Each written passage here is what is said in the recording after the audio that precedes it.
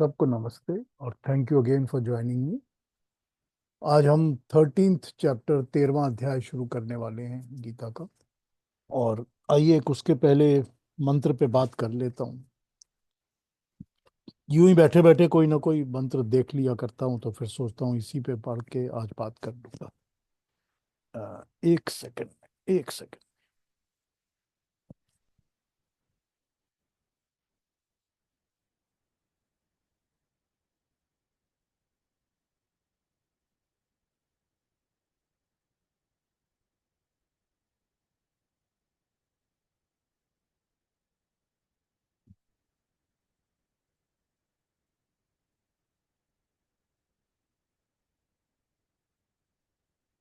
ये भी मंत्र हम पढ़ते हैं रेगुलरली। यजुर्वेद के तीसरे अध्याय का 5वां मंत्र है। यजुर्वेद के थर्ड अध्याय का 5वां मंत्र है। बड़ी इंटरेस्टिंग एप्लीकेशंस हैं इसकी। पढ़ता हूँ, अच्छा लगेगा आपको सुन के। थोड़ा सा लंबा हो सकता है, मैं पढ़ के सुनाता हूँ आपको। ये मंत्र है जब हम अग्न्याधान करते हैं, मतलब अग्नि आधान करते हैं, अग्नि को स्थापित करते हैं। आधान मतलब स्थापित करना, एस्टैब्लिश करना, रखना। ये मंत्र हम पढ़ते हैं। ओम भूर्भुवः स्वः सद्यौरिवभुवना पृथ्वी ववरिम्ना ववरिम्ना तस्यास्ते पृथ्वी देव यजनी पृष्ठे अग्निम अन्नादा अन्नाद्याया दधे। हम दो बार इसमें अन्न को कहते हैं, अग्निम अन्नादा अन्नाद्याया दधे। तो ओम तो हो गया परमात्मा का निज नाम, सर्वश्रेष्ठ नाम, जिससे हम परमात्मा को याद करते हैं। भू से हम कहते हैं अग्नि या सत्य स्वरूप या भूलोक। भुआ से हम कहते हैं वायु या चित्त स्वरूप या अंतरिक्ष लोक। और स्वह से कहते हैं हम आदित्य या साम या आनंद स्वरूप या द्युलोक। तो भूर भुआ स्वहा यानी पृथ्वी, अंतरिक्ष, देव, तीनों लोगों का ध्यान करता हुआ, हे परमेश्वर मैं तुझे याद करके भूमना, बाहुल्य में ऐश्वर्य से युक्त, भूमना ऐश्वर्य से युक्त, देव एवं द्युलोक के ध्यान, द्युलोक में ध्यान या समान करके या उनका स्मरण करके, वरिमणा विस्तार से, अच्छे गुणों सहित, अच्छे गुणों से युक्त होकर विस्तार से, पूरी तरीके से, पृथ्वी इव भूमि के समान, देवयजनी पृथ्वी, हे देवयज्ञ की आश्रय स्थली भूमि।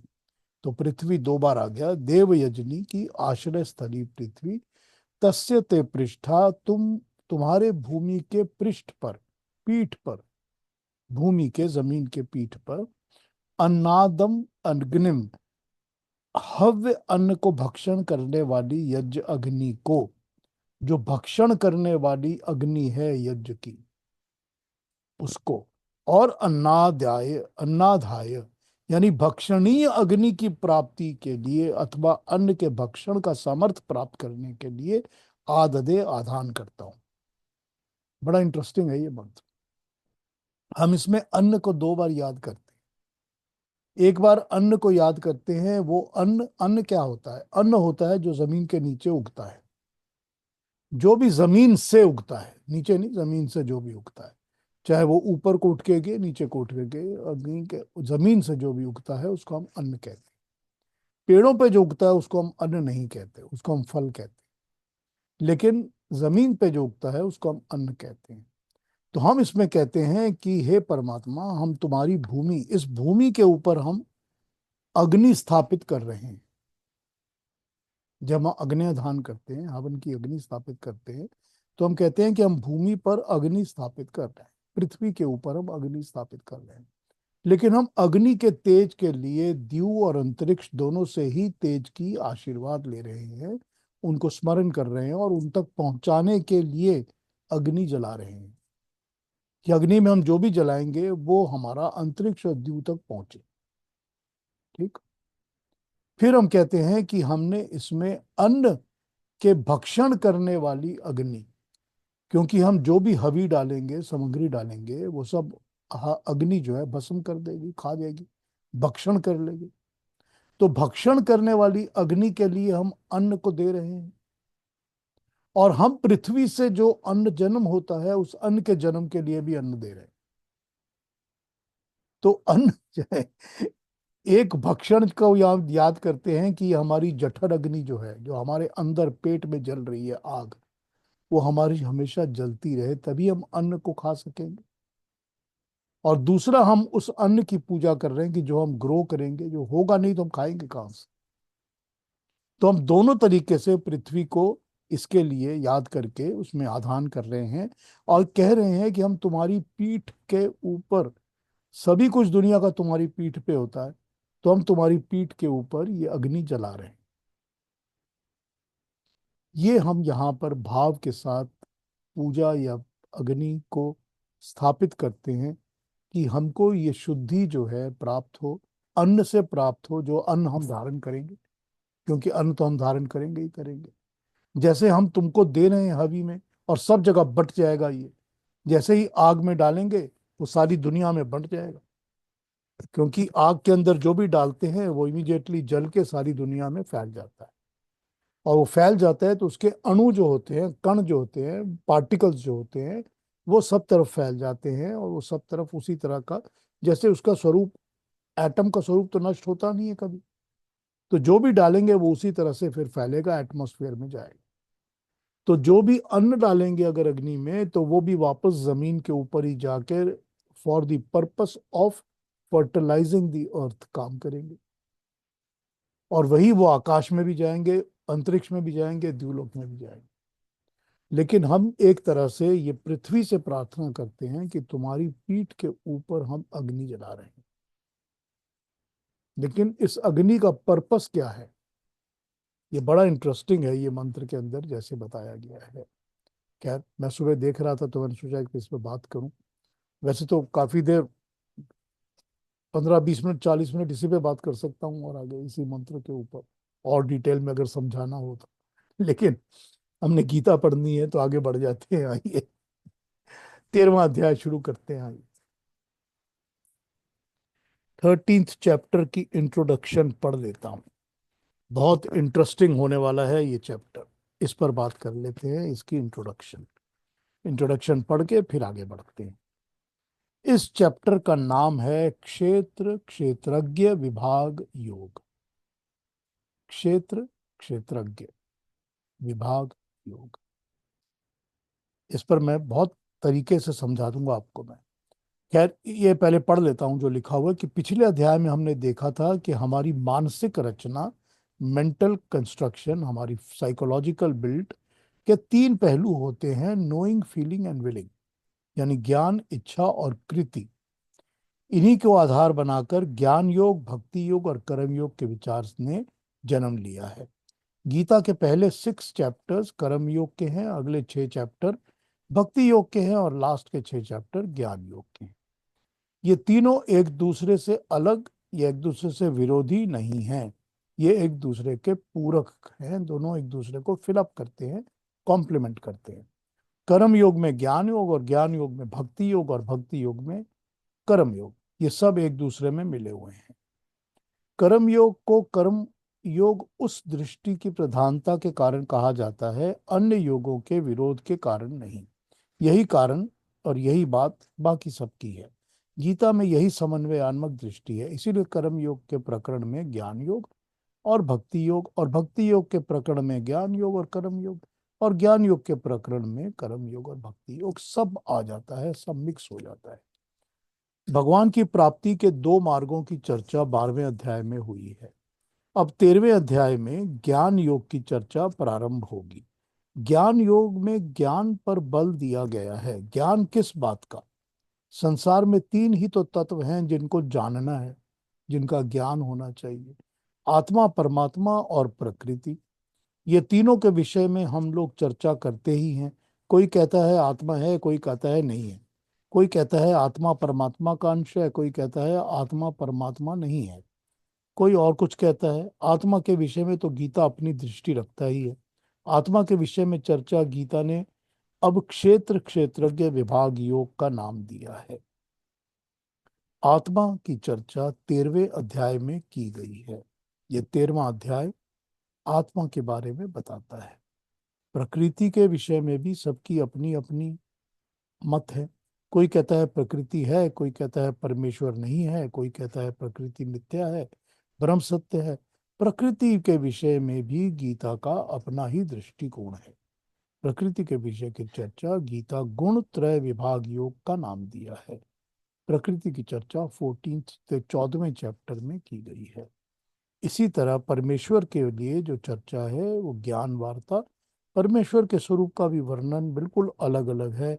परमेश्वर के विषय में 15th अध्याय में पुरुषोत्तम योग नाम से चर्चा की गई है। तो ये 13, 14, 15 के जो अध्याय हैं जो हम अब पढ़ेंगे, 13वां अध्याय आत्मा का, 14वां प्रकृति का और 15वां परमात्मा के विषय में बात करता है। इसी को ज्ञान योग कहा गया है। हमने कहा कि इन अध्यायों में आत्मा, प्रकृति और परमेश्वर के विषय में गीता ने अपना दृष्टिकोण रखा है। दृष्टिकोण का अर्थ नहीं है कि इनमें से एक एक विषय को लेकर यह सिद्ध किया गया है कि आत्मा है या नहीं, प्रकृति है या नहीं, परमेश्वर है या नहीं है, उसका क्या स्वरूप है, ये नहीं। मानव जीवन में इनके संबंध में हमारा दृष्टिकोण, इस विषय में गीता का जो कुछ कहना है, गीता का वही कथन इन अध्यायों में पाया जाता है। गीता तर्क वितर्क में नहीं पड़ती। गीता का लक्ष्य हमारे जीवन को एक दिशा देना है, हमको एक हाईवे के ऊपर, राजमार्ग के ऊपर खड़ा कर देना है। आत्मा, प्रकृति और परमेश्वर के संबंध में ऐसा ही कुछ रहस्यमय ज्ञान है जो हमें इस राजमार्ग पर पहुंचाने में सहायक है। इन तीनों के संबंध में जितना भी ज्ञान जीवन को, लक्ष्य को पाने के लिए सहायक हो सकता है, बस उतना ज्ञान गीता ने हमें दे दिया है ताकि हम अपने जीवन में पूरी तरह से आगे बढ़ सकें। अब गीता के बहुत सारे ऐसे संस्करण हैं जो कि श्री भगवान उवाच से ही शुरू होते हैं, उनका श्लोक। लेकिन यहाँ पर कई कई जगह गीता में कहीं कहीं पर 700 श्लोक की जगह 701वां श्लोक ये अर्जुन का भी दिया गया है, जो श्लोक तो नहीं है। लेकिन वो अर्जुन कहता है कि हे कश्यप, केशव, मैं ये जानना चाहता हूँ कि प्रकृति क्या है, पुरुष क्या है, क्षेत्र क्या है, क्षेत्रज्ञ क्या है, ज्ञान क्या है, ज्ञेय क्या है। अब ये जो अर्जुन उवाच है, जो अर्जुन पूछ रहा है, ये कहीं गीता में है, कहीं गीता में नहीं है। तो पहला जो इसका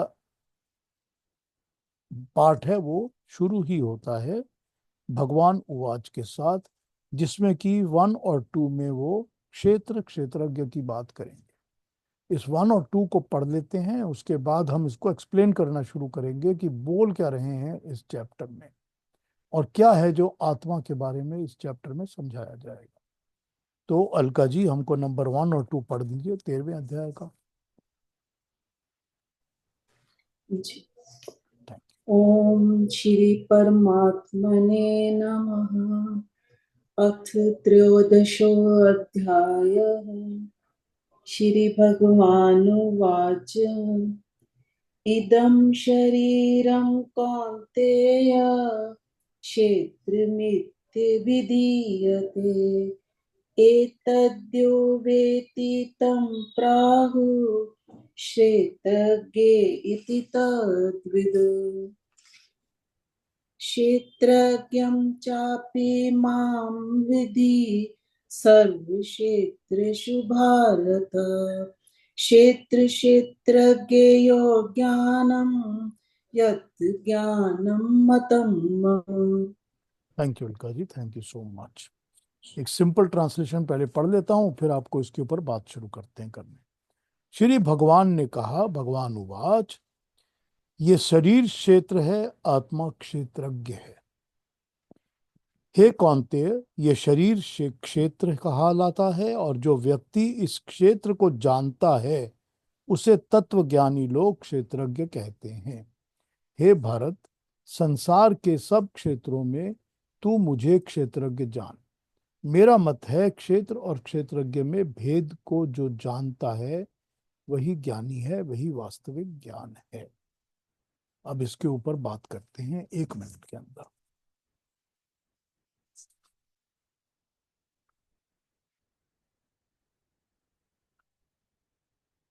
एक्चुअली 3 भी इसके साथ ही है। अलका जी 3 नंबर भी पढ़ दीजिए, फिर उस पर तीनों पे बात करता हूँ एक साथ। जी। तत्क्षेत्रम। तत्क्षेत्रं यच् यादृक् च याद्विकारी यच्च यत् सचयो यत् प्रभावश्च तत्समासेन्मे शृणु। वह क्षेत्र जो कुछ है, जैसा कुछ है, जैसे उसके विकार होते हैं, परिवर्तन होते हैं, जहां से वो आया है, वो जो है, और उसका जो भी प्रभाव है, उसकी जो भी शक्ति है, ये मुझसे तू अब सुन। ये तीसरे श्लोक में बताया गया है। अब इसके नोट्स को 1 मिनट में पढ़ता हूं, पहले दूसरी ट्रांसलेशन पढ़ लूं और फिर आपको क्षेत्र क्षेत्रज्ञ समझाना शुरू करता हूं।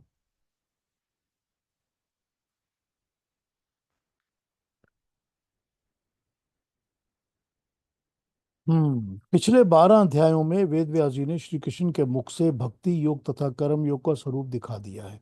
जितने बड़े नेता हैं उनका कल्याण विराट रूप की उपासना में है, क्योंकि इससे अभिमान की निवृत्ति होती है। परंतु ये उपासना साधारण मनुष्य की शक्ति के बाहर है। इस बात को एक दृष्टांत से समझते हैं। यदि मनुष्य थोड़ा गंभीरता से सोचे कि हम में से हर मनुष्य की अवस्था वही है जो मृत्यु दंड सुनाए जाने के पश्चात फांसी के कटे कटघरे में बैठे हुए मनुष्य की होती। हर मनुष्य को जन्मते ही मृत्यु दंड सुना दिया जाता है। परंतु यदि सब मनुष्य प्रभु प्रदत्त विस्मरण शक्ति के बल से इस बात को भुला ना सकें तो अधिकांश मनुष्यों का तो खाना पीना बंद हो जाता है। वे तो सूख सूख कर ही मर जाएंगे। दूसरी ओर विस्मरण शक्ति के बल पर ही मनुष्य नाना प्रकार के कुकर्मों में प्रवृत्त होते हैं।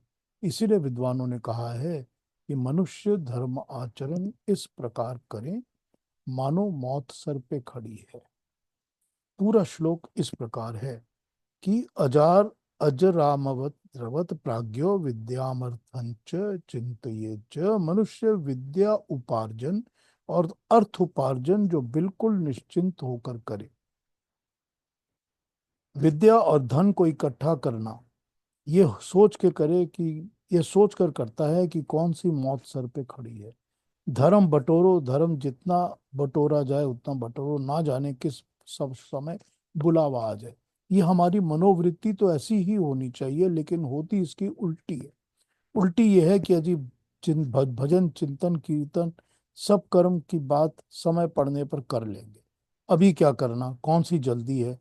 हाँ, विद्या जिससे धन मिले, जिससे सब कुछ खरीदा जा सके, उसके लिए तो जल्दी है, उसको बटोरने में लग जाते हैं। उसके लिए तो हम ये सोच लेते हैं पता नहीं बुलावा कब आएगा, जल्दी करो, सारा पैसा इकट्ठा करो, धन इकट्ठा करो। लेकिन जहाँ ज्ञान इकट्ठा करना है, जहाँ परमात्मा का नाम लेना है, वहाँ हमको कोई जल्दी नहीं होती। सो पहली में स्मरण शक्ति और विस्मरण शक्ति का ठीक समन्वय है। दूसरी ओर आसुरी समन्वय है। सो मृत्यु के ठीक स्वरूप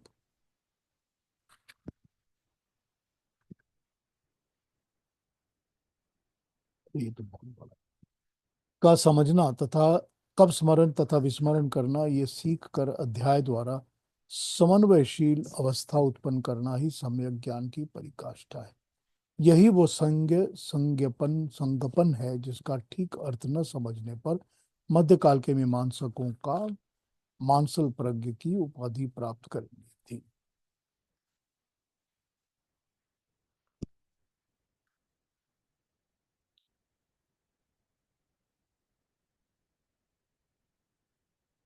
हे कुंती पुत्र, 13वें अध्याय में भगवान कृष्ण कह रहे हैं ये शरीर क्षेत्र के नाम से पुकारा जाता है तथा ज्ञानी लोग इस शरीर को जाने, जो इसको जानते हैं उसको क्षेत्रज्ञ कहा जाता है। इस संसार में तीन तीन का बना हुआ है। एक क्षेत्र, संसार तीन का बना हुआ है। एक क्षेत्र, दूसरा क्षेत्रज्ञ, तीसरा सर्व क्षेत्र क्षेत्रज्ञ, जिसको कि परमात्मा कहते हैं। तो मुझे तू सब क्षेत्रों में क्षेत्रज्ञ जान, क्योंकि क्षेत्र जड़ है, कुछ जान ज्ञान नहीं रखता। क्षेत्रज्ञ अल्प जीव है जिसको थोड़ा ज्ञान होता है। जो इन दोनों को जानता है, रखता है, और दोनों के बारे में सब जानता है, वो मैं हूँ। मेरा ज्ञान क्षेत्र और क्षेत्रज्ञ दोनों का यथार्थ ज्ञान है। अथवा यदि इस वाक्य को श्री कृष्ण जी का ही वाक्य मान लें तो क्षति नहीं है। भगवान कृष्ण इसमें कहते हैं क्षेत्र क्षेत्रज्ञ दोनों को जान। एक जीव जो देह क्षेत्र का क्षेत्रज्ञ है, दूसरा परमात्मा जो सर्व क्षेत्रज्ञ है, सब रूप से क्षेत्रज्ञ है, अर्थात एक अल्पज्ञ दूसरा सर्वज्ञ। प्राय लोग देह नाम क्षेत्र के ही क्षेत्रज्ञ होते हैं, किंतु अर्जुन मैंने योगाभ्यास करके प्रभु भक्ति द्वारा अल्पज्ञ और सर्वज्ञ दोनों का ही ज्ञान प्राप्त कर लिया है। सो मुझे तू ये स्वरूप समझ। ये क्षेत्र जो है अर्थात देह तथा सर्व क्षेत्र, वह जिस प्रकार का है और जिसमें विकार होने से जिसके कारण प्रादुर्भाव हुआ है तथा वह प्रादुर्भाव करने वाला जो है उसका क्या प्रभाव होता है, ये संक्षिप्त में तू मुझसे सुन। दूसरी ट्रांसलेशंस देखते हैं, एक मिनट।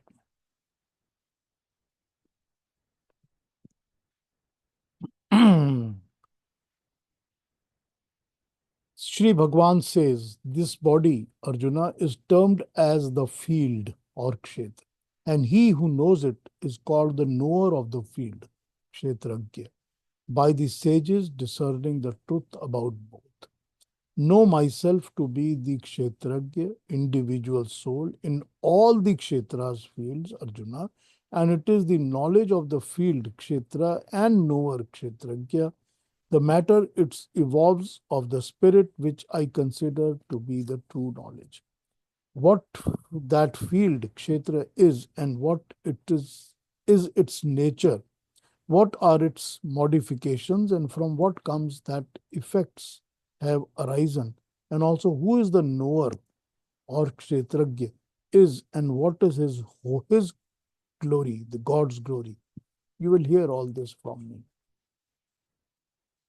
एक और देखता हूं, फिर आता हूं एक्सप्लेनेशंस पर।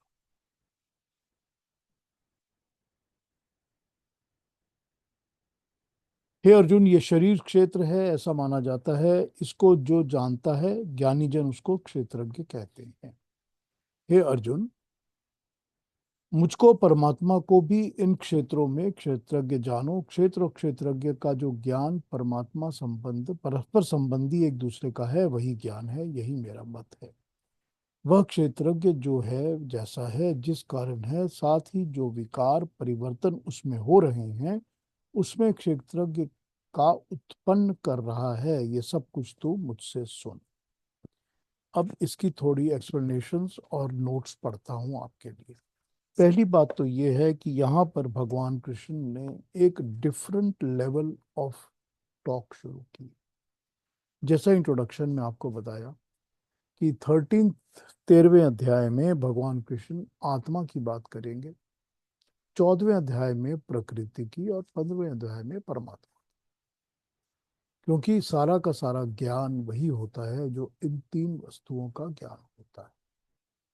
तो इस अध्याय में वो आत्मा की बात शुरू कर रहे हैं, लेकिन उन्होंने शुरू ही अपनी कर ली है बात तीनों चीजों को एक साथ रख के। तो क्षेत्र जो यहाँ पर कहा गया है, क्षेत्र का क्या मतलब होता है? क्षेत्र का मतलब होता है बहुत बड़ा एरिया, जमीन या खेत। खेत को भी हम क्षेत्र कहते हैं, या सारी जमीन और सारे एरिया को भी हम क्षेत्र कहते हैं। कोई भी एरिया, कोई भी क्षेत्र। और क्षेत्रज्ञ क्या हुआ? जिसको ज्ञान है अपने क्षेत्र का, वो क्षेत्रज्ञ हो। ज्ञ ज्ञान, क्षेत्र का ज्ञान रखने वाला क्षेत्रज्ञ। तो यहां पर उन्होंने बता दिया कि जो भी बॉडी है, ह्यूमन बॉडी है, वो तुम्हारा क्षेत्र है, और तुम्हारी जो आत्मा है वो क्षेत्रज्ञ है। क्योंकि तुम्हारी आत्मा शरीर के अंदर जाती है तो उसको अपने शरीर का ज्ञान होता है। उसको पता होता है कि मैं अपनी बाहें कितनी फैला सकता हूँ, टांगों से मैं कितना दौड़ सकता हूँ, आंखों से मैं कितना देख सकता हूँ, ये पता होता है उसको। इसीलिए वो क्षेत्रज्ञ है, उसको अपने क्षेत्र का ज्ञान है। और ये जो उसके शरीर है, बॉडी है, ये क्षेत्र है। तो इस तरह से वो अपनी बात को समझाना शुरू कर रहे हैं। अब इस बात में वो ये कहते हैं कि अब तुझको अगर ये समझ में आ जाएगा कि क्षेत्र जो होता है और क्षेत्रज्ञ जो होता है, उसके बाद एक सर्व क्षेत्रज्ञ भी है। सर्व क्षेत्रज्ञ वो है जो कि सब कुछ जानता है। तू तो सिर्फ अपने क्षेत्र को जानता है ना, जो आत्मा जिस क्षेत्र में दाखिल हो जाती है, जिस बॉडी में, शरीर में, वो अपनी बॉडी, अपने शरीर को जानती है। लेकिन एक ऐसी एंटिटी, एक ऐसी अथॉरिटी भी है जो हर एक बॉडी, हर एक फील्ड, हर एक शरीर को जानती है। वो सर्व क्षेत्रज्ञ है, जिसको सभी का नॉलेज है। हर क्षेत्र का, हर क्षेत्र का जिसको नॉलेज है, वो सर्व क्षेत्रज्ञ है। तो इस प्रिमाइस के ऊपर, इस थ्योरी के ऊपर वो अपनी बातों को रखना शुरू कर रहे हैं भगवान कृष्ण, कि ये समझ लो कि जो बॉडी है तुम्हारी, ये तुम्हारा क्षेत्र है। क्योंकि तुमने सारा काम, मेहनत इसी पे करनी है। तुमने इसी में अच्छा करना है, बुरा करना है।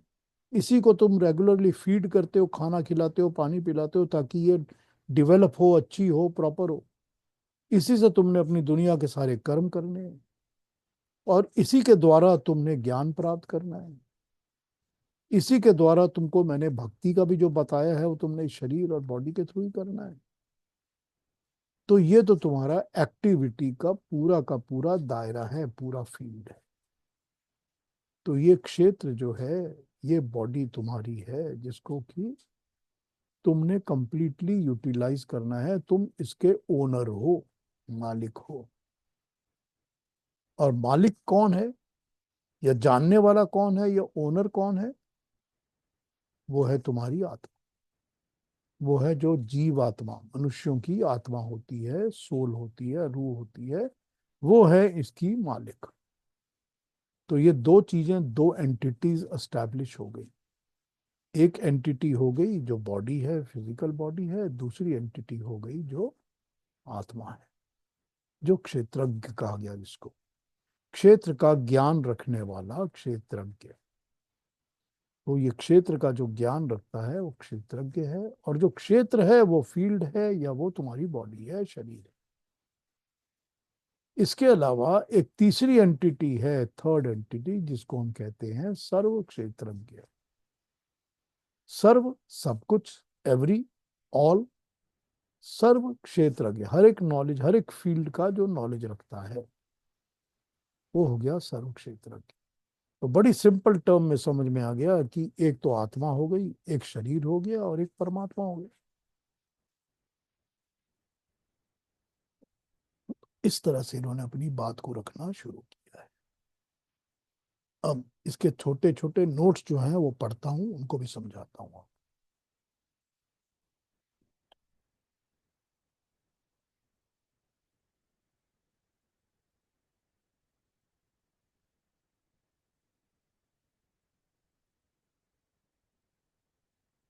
इन श्लोकों में शरीर को क्षेत्र कहा गया है और आत्मा को क्षेत्रज्ञ कहा गया है। यह व्यष्टि का वर्णन है, पिंड का वर्णन है। इन्हीं श्लोकों में विश्व को क्षेत्र कहा है,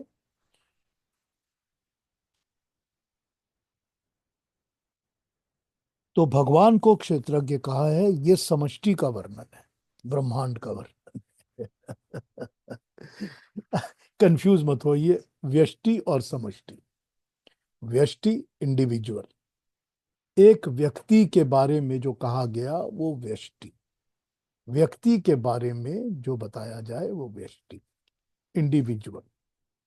और समष्टि जो सभी, सब कंप्लीट, जिसमें सब कुछ बताया जाए। तो व्यष्टि का तो हो गया पिंड, अपना पिंड जो है, मेरा शरीर जो है।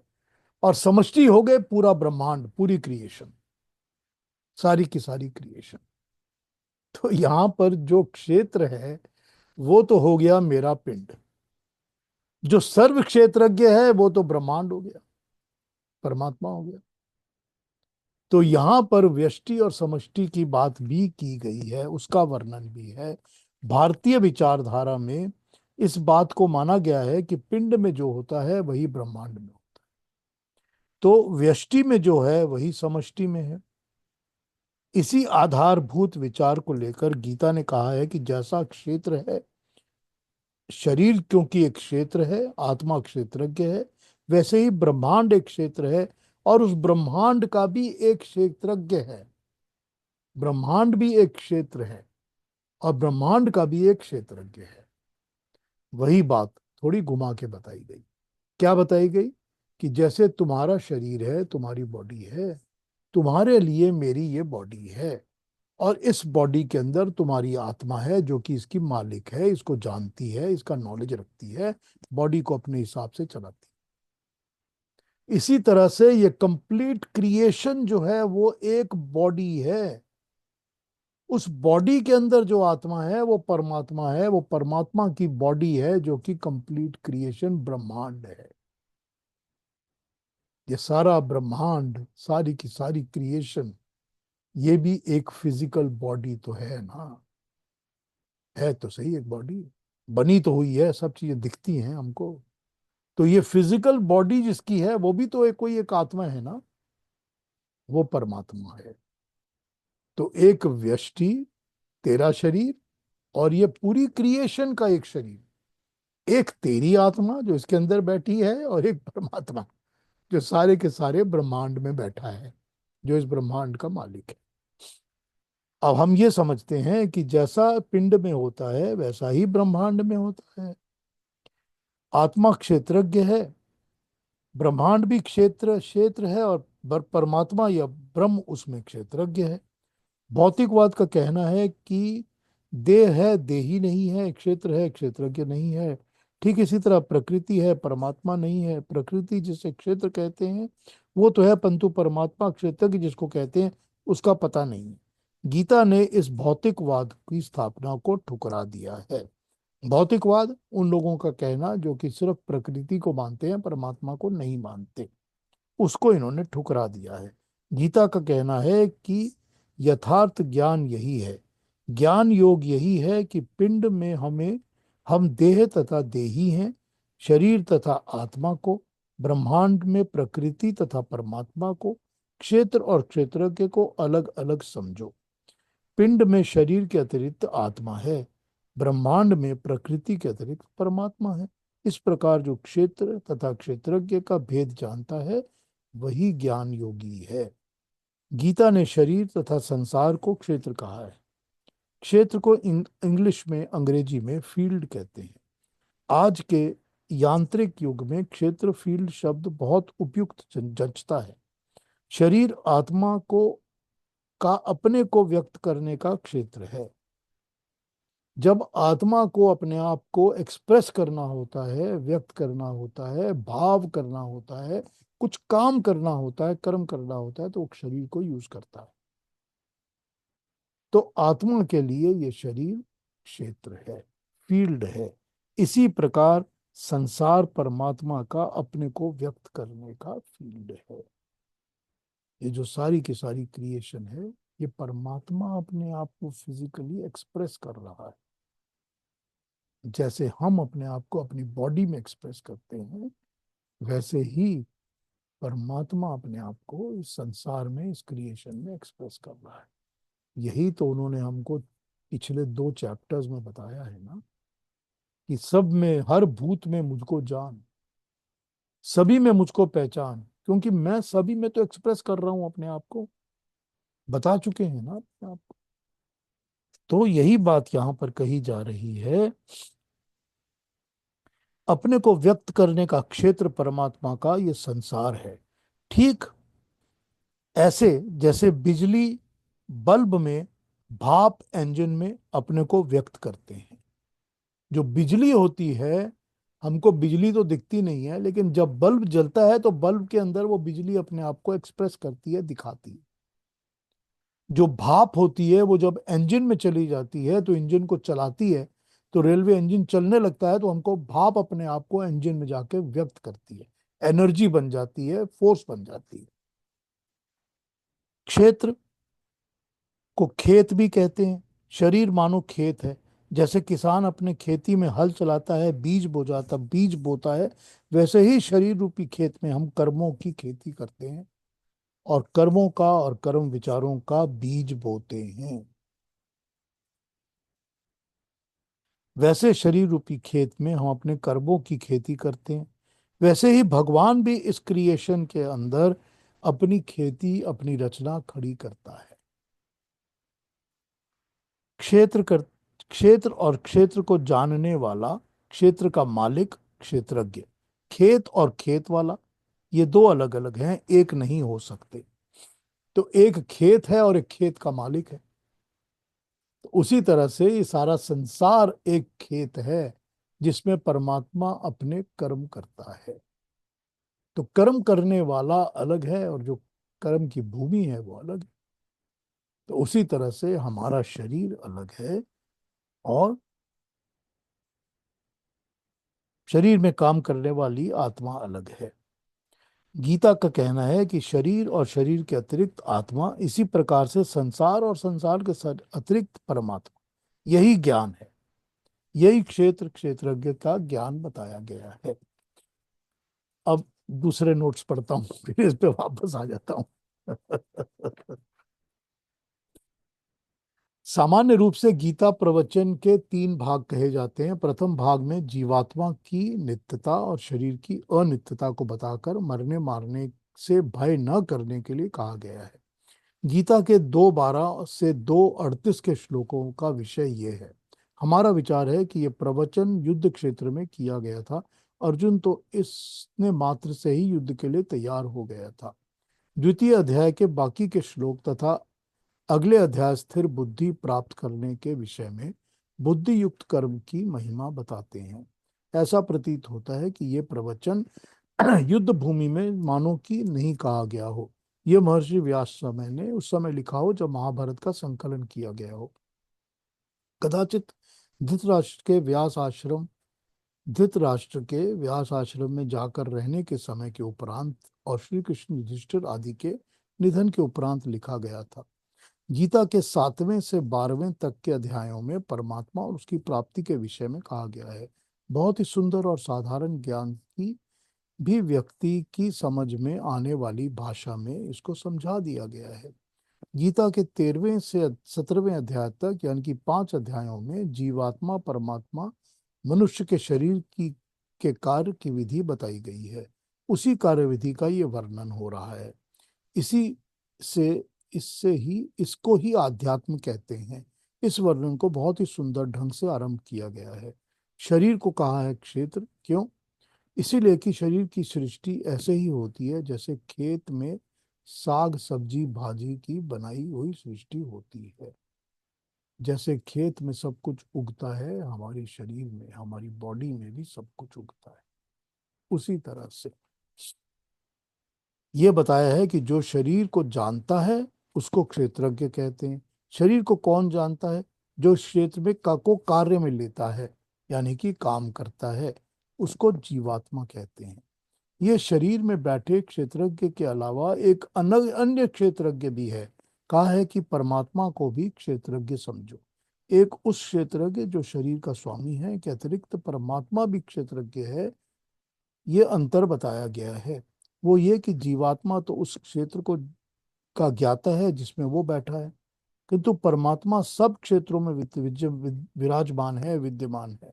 वो सब प्राणियों के शरीरों के विषय में जानता है।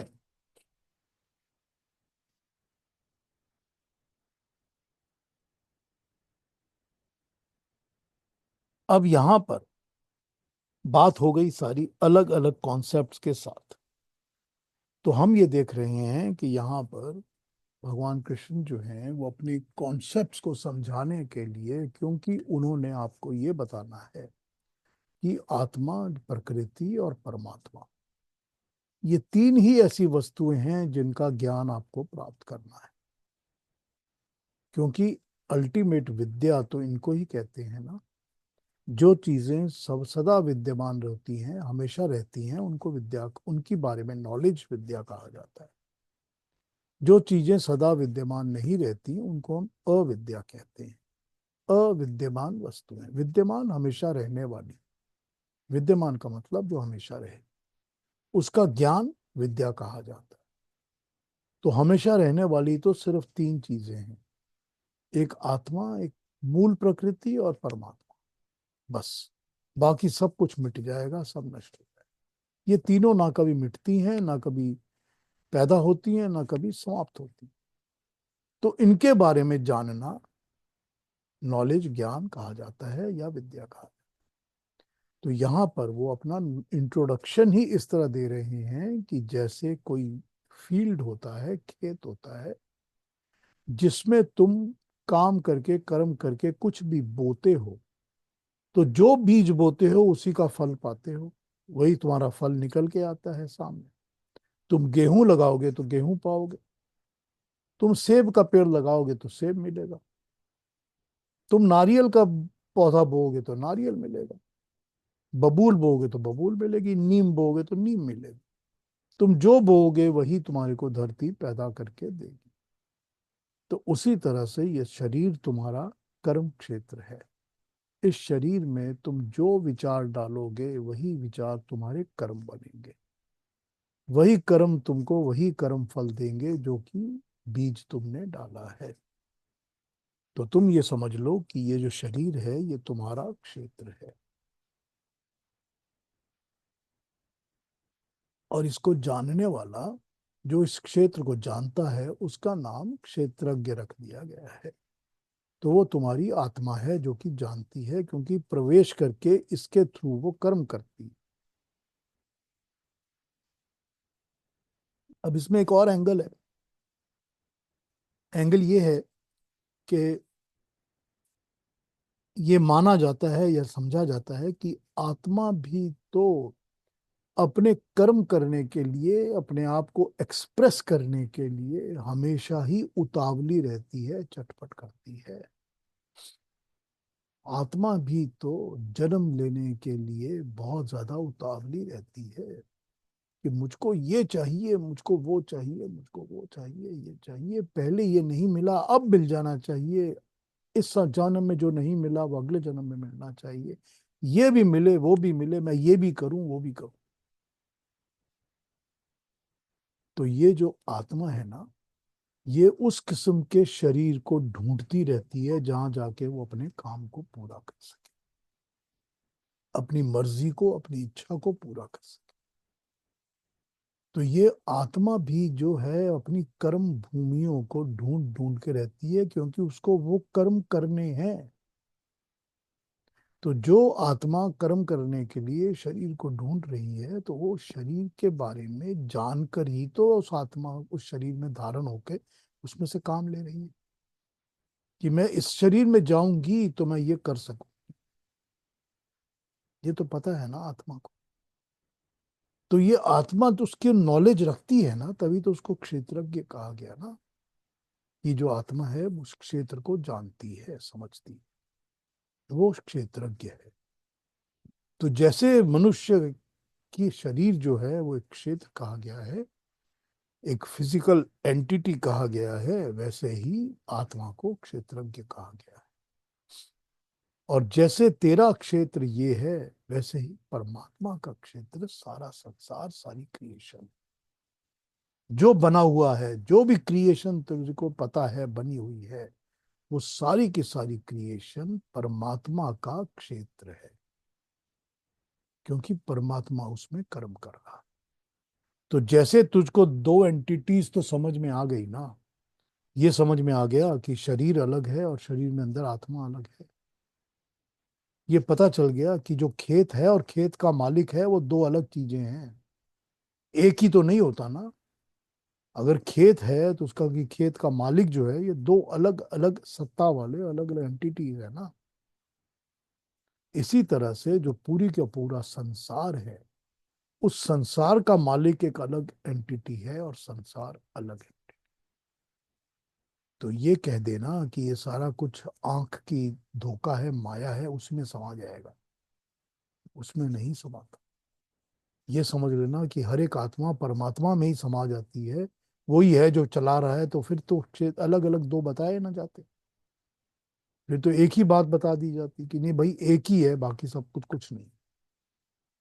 तो यहाँ पर ये त्रैतवाद का प्रिंसिपल बड़ी क्लियरली एस्टैब्लिश हो जाता है, और एस्टैब्लिश होने के बाद वो बता देते हैं आपको कि कौन सी चीज का नॉलेज आपको लेना है और कौन सी चीज का नॉलेज आपको नहीं, या जरूरत नहीं है आप। तो ये पता चल जाता है कि क्या तुमको समझना चाहिए। तो नॉलेज, ज्ञान वो है जो कि आपको इन तीनों के बारे में बताए, समझाए, बात अंदर तक पहुंचा दे। तो यहाँ पर जो आत्मा के बारे में बात शुरू हो रही है उसका इंट्रोडक्शन क्षेत्र क्षेत्रज्ञ के साथ किया गया। उसी तरह से बता दिया गया कि सर्व क्षेत्रज्ञ भी एक है, वो परमात्मा है। उसी को यहाँ पर व्यष्टि और समष्टि और पिंड और ब्रह्मांड के नाम से भी बता दिया गया, समझा दिया गया। व्यष्टि इंडिविजुअल, समष्टि कंप्लीट, एवरीथिंग, जिसमें सब कुछ आ जाए वो समष्टि, और जो व्यक्ति के बारे में हो वो व्यष्टि। तो ये यहां पर हमने 13वें चैप्टर को जो शुरू किया है, पहले 3 श्लोक ये बताते हैं। तीसरे श्लोक में वो कहते हैं अब तू इनके बारे में मुझसे सुन। ये जो भी कुछ मैं तुझे बता रहा हूं, ये 3 चीजें जो बताई तुझको, एक तो ये बताया कि क्षेत्र क्या है और क्षेत्रज्ञ क्या है, और ये बताया कि सर्व क्षेत्र क्या है और सर्व क्षेत्र क्षेत्रज्ञ क्या है। अब इनके बारे में तुम मुझसे सुन। तो अब 4th श्लोक के आगे से वो हमको इसके बारे में समझाना शुरू करेंगे। अब मैं ये एक्सपेक्ट कर रहा हूँ कि जो बताया गया है या जो समझाया गया है वो कंफ्यूजिंग नहीं लगा होगा और आप समझे होंगे इस बात को। कोई पूछना कुछ हो या दोबारा समझना हो तो आप मुझसे पूछ लीजिए, we still have some time. जिसको जो पूछना हो पूछ लीजिए, जो समझना हो दोबारा समझ। I be very happy to explain. मैं एक अलग लैंग्वेज में भी अलग तरीके से भी समझा सकता हूँ अगर आप चाहें तो। हाँ नीलांजना जी, पहले आप पूछिए क्या पूछना चाहती हैं। तो मुझे ये पूछना था कि मुझे एक बात समझ में नहीं आई। तो अब तक मेरा ये कॉन्सेप्ट था कि परमात्मा जो है वो सर्वव्यापी है, हम लोग उसके पार्ट है, we are parts of integral parts of the परमात्मा, राइट? तो ये बात मुझे जरा समझाइए कि ये आप अभी अभी अभी आपने जो कहा मैं शायद ठीक से समझ नहीं पाई कि क्षेत्र, अगर हम क्षेत्र हैं तो फिर हम दूसरे एंटिटी बन गए, और क्षेत्रज्ञ जो है वो दूसरा एंटिटी बन गया। तो अगर दूसरा एंटिटी है तो ये हम इसके कंपोनेंट कैसे हैं? नीलांजना जी थोड़ा अपना कॉन्सेप्ट को क्लियर कर लीजिए। हाँ जी। यहाँ पर यह है कि 3 एंटिटीज तो आपको माननी समझनी पड़ेंगी ही। पहली एंटिटी परमात्मा है, दूसरी एंटिटी आत्मा है, यानी कि जीवात्मा, जो कि जीवों के अंदर आत्मा होती है, वो आत्मा। अब जीवात्मा और परमात्मा इंटरमिंगल नहीं करते, मिक्स नहीं होते। इस चीज को समझ लीजिए। यही मुझे समझ नहीं आ रहे हैं। हाँ, तीसरी एंटिटी जो है वो है मूल प्रकृति, यानी कि मैटर, मदर नेचर। ठीक, वो भी कभी इंटरमिंगल नहीं होती किसी के साथ, वो एक इंडिविजुअल एंटिटी है। ये तीनों इंडिविजुअल एंटिटीज हैं जो इंटरमिंगल नहीं होती। परमात्मा अपने तेज के साथ प्रकृति में क्रिएशन का काम करता है, क्रिएशन को बनाता है, तो प्रकृति एक्टिवेट होकर क्रिएशन बनाना शुरू करती है। परमात्मा का तेज जिस अणु में होता है वो अणु ज्यादा प्रखर रूप से, तेज रूप से काम करके क्रिएशन को बनाते हैं, उसमें हमको दिखते हैं, एक्टिवेट होते हैं, हमको समझ में आती है। उसी तरह से परमात्मा जीवात्माओं के कर्म फल के हिसाब से जीवात्मा को शरीर देता है और जन्म देता है। तो जहां तक तो जीवात्मा के कर्म और कर्म के हिसाब से कर्म फल को देना और जन्म देना है, ये तो उसके बस में है, उसके हाथ में है। लेकिन जीवात्मा एक अलग सेपरेट एंटिटी है। जीवात्मा परमात्मा नहीं बनती, परमात्मा जीवात्मा नहीं बनता। ये दोनों अलग अलग एंटिटीज हैं। उसी तरह से मूल प्रकृति एक अलग एंटिटी है। इन तीनों को सत कहा गया है। सत का मतलब तीनों के अंदर सत्ता है। सत्ता जिसकी एंटिटी होती है, जिसकी कोई प्रेजेंस होती है, उसको सत्ता कहते हैं। The one that is there, वो सत्य है। तो सत्य यानी कि ट्रुथ। जिसकी सत्ता है वो है, जब वो है तो वो सच है, सत्य है। तो ये तीनों सत्य है। लेकिन जो जीवात्मा है उसके अंदर अवेयरनेस या कॉन्शियसनेस है। वो अवेयरनेस या कॉन्शियसनेस प्रकृति में नहीं होती, इसीलिए प्रकृति को जड़ कहा गया है। जड़ मतलब जो कि जिसके अंदर कॉन्शियसनेस या अवेयरनेस नहीं होती। जड़ वो होती है जिसको आप अपने हिसाब से अपने तरीके से मोल्ड कर सकते हो, चला सकते हो। तो जब आप उसको धक्का लगाते हो वो मूव करती है, जब आप उसको स्टॉप करते हो वो रुक जाती है। तो वो होती है जड़ प्रकृति। जब आप उसमें बीज डालते हो तो पौधा निकल आता है, वो सब जड़ है। उसकी अपनी कॉन्शियसनेस अवेयरनेस नहीं होती। लेकिन जीवात्मा की अपनी कॉन्शियसनेस अवेयरनेस होती है। वो अपनी मर्जी से काम करता है। उसके अंदर एक इच्छा शक्ति होती है। उसको उस तरह से अपनी इच्छा शक्ति के हिसाब से राग द्वेष इच्छा सब कुछ होता है। उसका दिल करता है मैं ये पसंद करूं, इसको हेट करूं, इसको लव करूं। उसी तरह से उसको सुख दुख भी प्राप्त होता है। ये सब कुछ जीवात्मा की अवेयर शक्ति होती है। तो जीवात्मा के अंदर सत भी है और चित भी है। परमात्मा जो होता है उसमें सत भी है, चित भी है और आनंद भी है। अल्टीमेट आनंद सिर्फ परमात्मा ही है, प्रकृति में भी नहीं है, जीवात्मा में भी नहीं। तो हम उसको सच्चिदानंद कहते हैं। लेकिन सत तीनों में होता है, चित दोनों में होता है, सच्चिदानंद एक में ही होता है। अब ये तीनों अलग अलग एंटिटीज हैं। जब भी आपने कभी ये पढ़ा होगा कि जो आत्मा होती है वो परमात्मा में ही मिल जाती है, परमात्मा का ही रूप है। इसको इस तरह से समझना गलत है।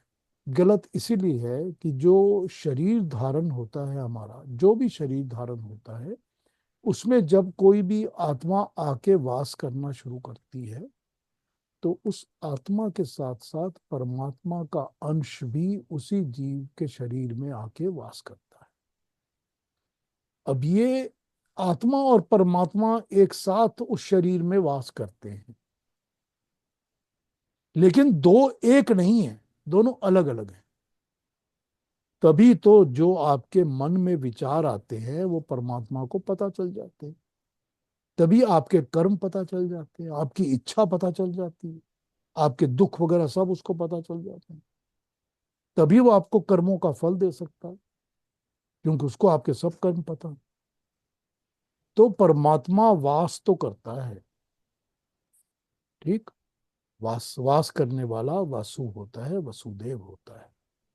लेकिन परमात्मा और जीवात्मा एक नहीं होते। अब अगर दिल में या दिमाग में ये कंफ्यूजन आ रहा है कि फिर जो लोग कहते हैं कि उनको मोक्ष मिल गया, वो परमात्मा से जाके मिल गए, तो ये यूं समझ लीजिए कि there is a very huge, just for imagination कि एक बहुत बड़ा जगह है जहां पर परमात्मा ने एक आनंद का धाम बनाया हुआ है। आप वहां दाखिल हो गए तो आपको आनंद धाम मिल गया। तो आप उसी परमात्मा के आश्रम में चले गए, जैसे कि किसी बहुत बड़े ऋषि के आश्रम में बड़ा सुख मिल रहा है, हर तरफ आराम है, हर चीज अच्छी है, वो आपको मिल गया। लेकिन आप और वो एक नहीं हो गए, वो एक नहीं होते कभी भी। तभी भी कहा गया ना कि तभी तभी तो वो जीवात्मा जिसको मोक्ष मिल जाता है वो भी दोबारा जन्म ले सकते हैं, जब उनको कोई पर्पस नजर आता है। यदा यदा ही धर्मस्य ग्लानिर्भवति भारत। जब भी उनका दिल करता है तो वो धर्म जन्म ले सकते हैं। संभवामी युगे युगे। मेरा जब दिल करेगा, मैं आत्मा हूं, मैं मोक्ष प्राप्त आत्मा हूं, मगर मेरी जब इच्छा होगी तो मैं जन्म ले सकता हूं। तो जब भी जन्म ले सकता हूं तो एक सेपरेट एंटिटी है वही तो जन्म लेगी, क्योंकि परमात्मा तो जन्म ले ही नहीं सकते। तो इस कॉन्सेप्ट को समझिए तो ये सारी बातें क्लियर होंगी। और एक सवाल पूछो। बताइए। ये बहुत अच्छा लगा, थैंक यू। तो ये कॉन्सेप्ट मुझे क्लियर हो गया। तो एक छोटा सा सवाल और है इसके पीछे, कि जब आ, श्री कृष्ण कहते हैं कि जब मुझे इच्छा होगी तो मैं आऊंगा, जब जब अधर्म बढ़ेगा तब मैं आ, अवतारित होऊंगा और आऊंगा। तो श्री कृष्ण जो है वो तो परमात्मा है, तो परमात्मा तो जन्म लेते हैं अवतार के रूप में, तो ये क्या तब डिफरेंट एंटिटी बन जाते हैं परमात्मा से, ऐसे नहीं जीवात्मा जन्म लेते नहीं हैं? नहीं, भगवान कृष्ण ये कहते हैं कि मैं परमात्मा नहीं हूँ। मैं परमात्मा नहीं हूँ? नहीं हूँ। अच्छा। मैं वही आत्मा हूँ जिसको मोक्ष प्राप्त है, जिसने कई बार जन्म लिया हुआ है, और वो अपने जन्मों में इस बात को सिद्ध कर चुका है कि मुझको मोक्ष की प्राप्ति है। और मैं क्योंकि मोक्ष प्राप्ति आत्मा हूं, तो मैं जब भी चाहता हूं आता हूं, तो मैं अवतरित होता हूं। अच्छा। क्योंकि मैं एक साधारण आत्मा नहीं हूं जो कि जिससे नॉर्मल जन्म होता है। मैं मोक्ष प्राप्त आत्मा हूं, इसलिए मैं अवतरित होके आता हूं, और मुझ में वो योग सिद्धियां जो पहले थी वो अभी भी होती हैं। तो मैं प्रकृति को कंट्रोल करता हूं, प्रकृति मुझको कंट्रोल नहीं करती। जबकि हर आत्मा जो जन्म लेती है उसको प्रकृति कंट्रोल करती है। वो प्रकृति के बंधन में ही जन्म लेके अपने कर्म करता है। मैं प्रकृति के बंधन में नहीं पड़ता, मैं प्रकृति को बांध सकता हूं,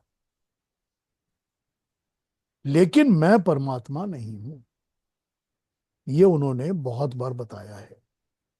अब ये इसको ये भी एक नया कॉन्सेप्ट है मेरे हाँ, लिए, ये भी। नहीं, हाँ हाँ, मुझे पता है, क्योंकि ये बातें हम सुनते नहीं ना इस तरह से। हाँ जी, हाँ जी। तो यहाँ पर बड़ी क्लियरली गीता में भगवान कृष्ण ने कई बार कहा है कि मैं परमात्मा नहीं हूं। मैं वो अवतरित आत्मा हूं जो कि अवतार लेता है जब उसकी अपनी मर्जी होती है, और जब उसको लगता है कि कोई पर्पस है मेरे लिए। और क्योंकि मैं योग सिद्ध आत्मा हूं, मुझ में योग शक्तियां हैं, तो मैं जब जन्म लेता हूं तो मैं प्रकृति को कंट्रोल करता हूं। हम योग सिद्ध के द्वारा प्रकृति के ऊपर अपना कंट्रोल करते हैं, प्रकृति के कंट्रोल से बाहर आ जाते हैं। तो योग सिद्ध क्या होते हैं? तो आप कहते हैं हनुमान जी को ये सिद्धि थी कि उन्होंने अपने आप को बहुत छोटा बना लिया, तो छोटा बना के वो बहुत दूर तक हवा में उड़ के जा भी सकते थे। ये योग सिद्धि होती है। कोई भी जो योग सिद्धि को प्राप्त करता है वो इस तरह की सिद्धियों को प्राप्त कर सकता है, क्योंकि 32 किस्म की सिद्धियां तो योग दर्शन में बताई गई हैं। और हम जब हनुमान जी की बात करते तो अष्ट सिद्धि की बात करते कि 8 सिद्धियां उनके पास थी। जब हम माँ दुर्गा की बात करते हैं तो फिर कहते हैं कि हमको 8 सिद्धियां प्रदान करिए, अष्ट सिद्धियां हमको दान दीजिए। तो हम वो सिद्धियों को मांगते हैं क्योंकि वो सिद्धियां हमको जीवन में इस तरह से प्रकृति को कंट्रोल करने में मदद करती। तो ये मनुष्य जो होता है जब प्रकृति को कंट्रोल करता है तो वो अपने शरीर को छोटा बड़ा कर सकता है। इसी तरह पर भगवान कृष्ण जब अपना विराट रूप दिखाते हैं तो वो अपना शरीर को बड़ा करके यूज करके अपना विराट रूप दिखाते हैं। चाहे वो दुर्योधन के दरबार में दिखाते हैं जब उनको अरेस्ट करना चाहता है, और चाहे अभी वो 11वें चैप्टर में जैसा बता रहे हैं वैसा दिखाते हैं। लेकिन ये उनकी योग सिद्धि है जो कि उस आत्मा को प्राप्त है जो कि योग सिद्ध मोक्ष आत्माएं होती हैं। उन आत्माओं का जब दिल करता है, मर्जी होती है, पर्पस होता है, वो जन्म लेती है। तो फिर भी लेकिन वो परमात्मा नहीं है। हम उनको भगवान कहते हैं क्योंकि वो हमारे लिए भगवान की तरह ही हो जाते हैं। हमको वैसे ही लगते हैं जैसे कि भगवान अगर होता तो ऐसा ही होता। तो हम एक इमेजरी के लिए उनको भगवान का रूप देते हैं। तो लेकिन ये समझना पड़ेगा कि आत्मा और परमात्मा और प्रकृति तीनों इंटरमिंगल नहीं होते। परमात्मा कभी भी जीवात्मा बन के जन्म नहीं लेता, जीवात्मा कभी परमात्मा नहीं बन सकता। मूल प्रकृति ना जीवात्मा बन सकती है ना परमात्मा बन सकती।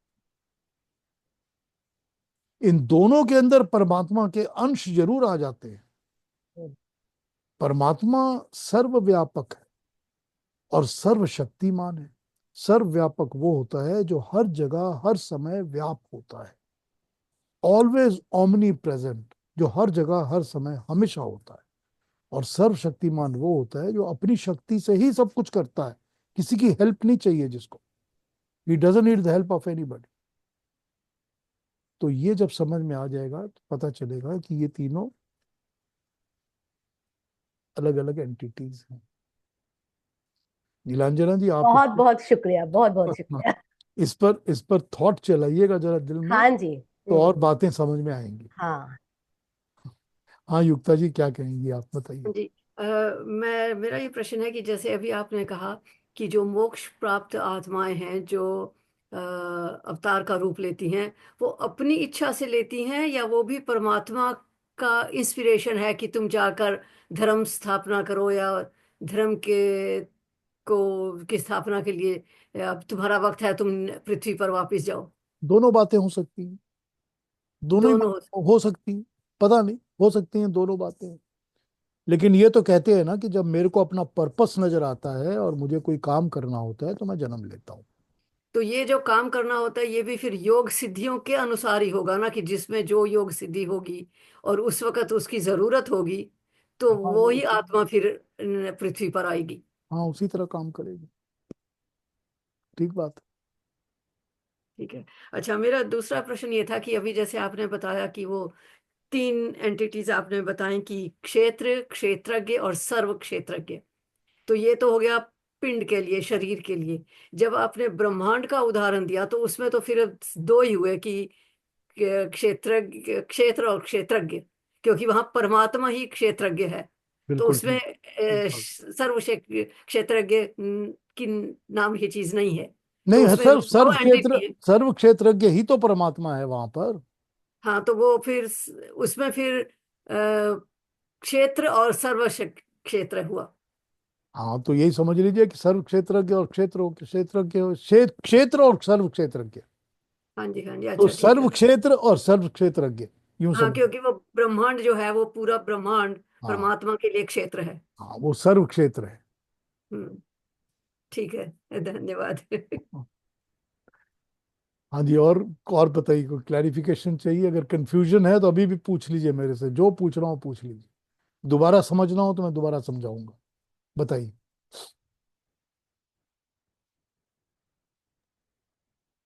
बहुत अच्छा पीयूष जी। ईश्वर की रचना को आप सोचते जाइए, उतने ही आपका दिमाग जो है खुलता जाएगा।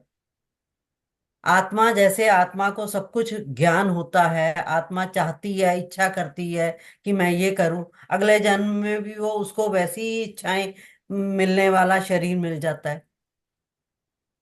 तभी तो कहा ना, निष्काम कर्म मोक्ष इंसान प्राप्त। जानता है कि मेरी आत्मा ऐसा गलत काम कर रही है, फिर भी नहीं सुधरता है पीयूष जी ऐसा। नहीं, उसको बड़ा मजा आता है ना गलत करने में। या उसको ये ज्ञान नहीं है कि मेरे अंदर भी परमात्मा है जो मुझको वॉच कर रहा है। अगर परमात्मा वॉच कर रहा है का ज्ञान होता तो इंसान गलत काम करता है? गलत काम करेगा ही नहीं। कभी नहीं करे। वो यही सोचता है कि मुझे कोई नहीं देख रहा, मैं कर लूंगा गलत काम। और हु केयर्स, वो हु केयर्स जो है ना, बस वही। तभी कहते हैं ना, यथा पिंडे तथा ब्रह्मांडे। बिल्कुल। हाँ जी, और कोई कुछ पूछेंगे, कुछ कहेंगे? Any more confusions? Sita ji, आप कुछ कहेंगी, कुछ पूछेंगी Sita ji? Very like I'm in a daze actually. I'm actually in a daze. The difference is so subtle. At the same time, if I begin to think of it, they are so different from each other. This is something that makes me think actually. So yeah, that way. This is new information for me because I had always thought Paramatma lives in Atma. परमात्मा When you do good lives things, with us. He lives with us for sure inside. But huh. it's a separate entity. Okay, I thought it's embedded. Okay, you can So call it embedded, but being embedded also, it's a separate entity. it's a different entity. हाँ I agree. हाँ, I ठीक। agree. आप सोने के अंदर एक मोती लगा दीजिए, वो लग जाएगा अंदर साथ ही, मगर होगा तो अलग ना। जी जी जी तो जी। वही है Yeah, ना। yeah, it's a very subtle concept for reflection. Yes it is. Yeah, like Alka ji said, I think one of the friends said कि जितना सोचेंगे इसके बारे में उतना, I mean, you feel there is more to think. Yes, there So is there नो, is never, you will never see the bottom line. There is No, no end to it, there is no there end. is no end to it. True, very true. Thank you. Matlab, I'll start thinking from today. That's what I can say. Thank you Sita ji, Thank you so much. Thank you. हाँ जी, और कोई कुछ कहेंगे? अलका जी कुछ कहना चाहती हैं?